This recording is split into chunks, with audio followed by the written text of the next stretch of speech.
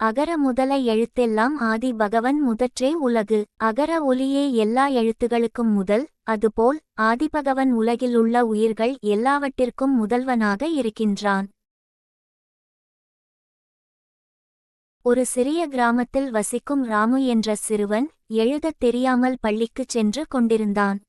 ஒரு நாள் ஆசிரியர் அவனை அகரம் எழுதச் சொன்னார். ஆனால் ராமுவுக்கு அது கூட முடியவில்லை.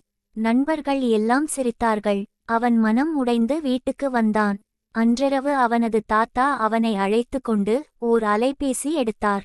ராமு, இந்த போன்ல எந்தவும் செய்யணும்னா முதலா ஸ்விட்ச் ஆன் பண்ணணும் இல்லையா? ஆமா தாத்தா. அதே மாதிரி இந்த உலகில் எல்லா அறிவுக்கும் வளர்ச்சிக்கும் முயற்சிக்கும் முதல் ஒரு இடம் இருக்கணும். அது தான் அகரம். அதேபோல உயிர்களின் ஆரம்பமும் வாழ்க்கையின் துவக்கமும் பகவான் தான். அந்த வார்த்தைகள் ராமுவை கவர்ந்துவிட்டன. அடுத்த நாள் முதல் அவன் எழுத்துக்களை ஆர்வமுடன் கற்றுக்கொள்ள ஆரம்பித்தான். சில மாதங்களில் ராமு தான் கிளாஸில் முதலிடம் பிடித்தான். ஆண்டுகள் பறந்து செல்ல ராமு ஒரு எழுத்தாளராக வளர்ந்தான். அவன் எழுத்துக்கள் பலரது வாழ்க்கையில் தீபமாக மாறின.